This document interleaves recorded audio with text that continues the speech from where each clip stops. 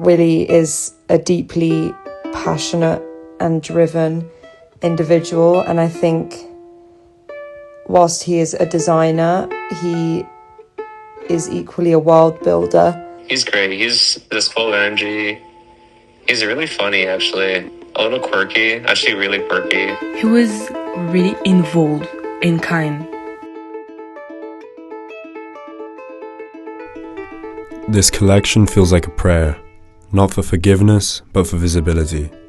For some, being seen has never felt safe. So they learn to shrink, to blend in and apologize. This collection speaks in contrast. Huron is about commanding presence in a world that punishes visibility. Willy Chavarria is a New York-based designer. Raised in Huron, California, the son of Mexican and Irish immigrants, his work is rooted in labor, migration, and the quiet dignity of communities long excluded from fashion center. He does not design for escapism, but for confrontation.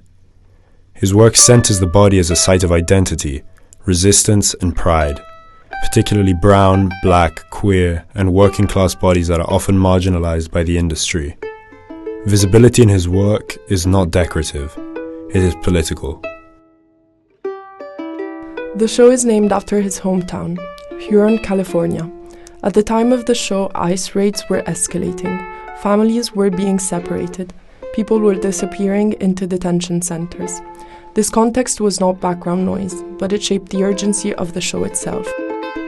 The show opened with 35 expressionless men, dressed in oversized white t-shirts and shorts, created in a collaboration with the American Civil Liberties Union. They walked the runway, then they knelt. The imagery was unmistakable, imagined from horrifying images emerging from prisons in El Salvador. The story began with the invitation. Formatted like an immigration summoning, it listed each guest's right exit and invited them not to a fashion show, but to a presentation for humanity. This opening was not part of the original plan, but added only weeks before the show. With increasing ICE raids across the country, silence was no longer an option. While there were discourses about the emotional intensity of the show's message, the show felt so successful because of its vulnerability. Fashion is about human experience and artistry coexisting, and Chavarria found a balanced middle ground.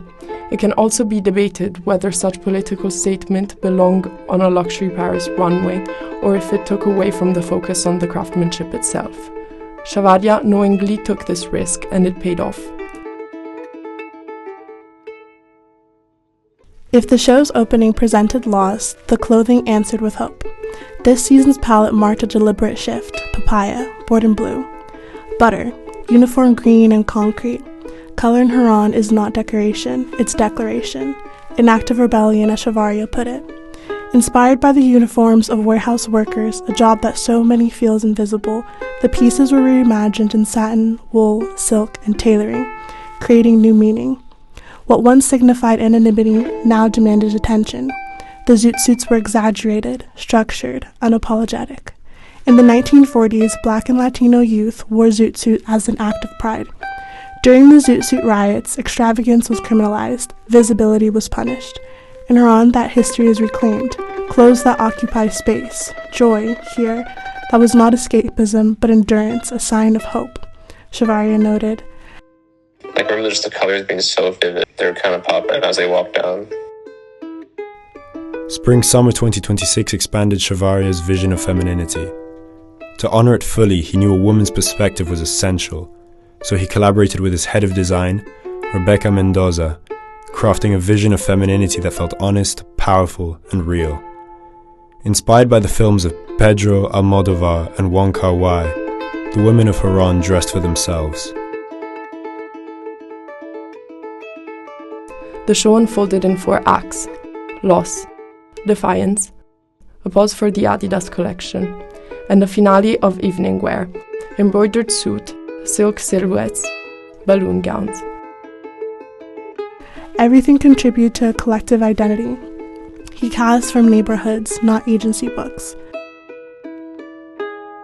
It's not usually the same models you see in any other shows like Dior or, Prada. It's different, and he showcases people that usually wouldn't be on the runway. People who aren't necessarily beauty like beauty standards, just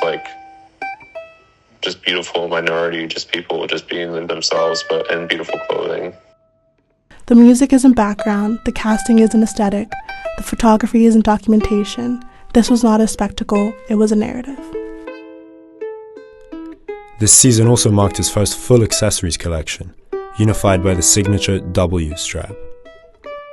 Willy Chavarria sees fashion as a response to uncertainty. Huron was a refusal to look away.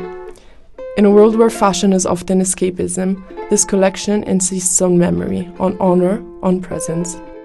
He talks about that all the time. He wears t-shirts too that are about that. It's around him. That's his energy, right? Like, he wants to make everything right for everyone as much as possible, especially the minorities. In a world determined to erase certain bodies, Willy Chavarria doesn't ask for space. He takes it. I think that he's really nailed clothing design first and then using his talent for the greater good. He's so dialed in, I think, with what he wanted. But I think he knew what his vision needed to do, and he succeeded.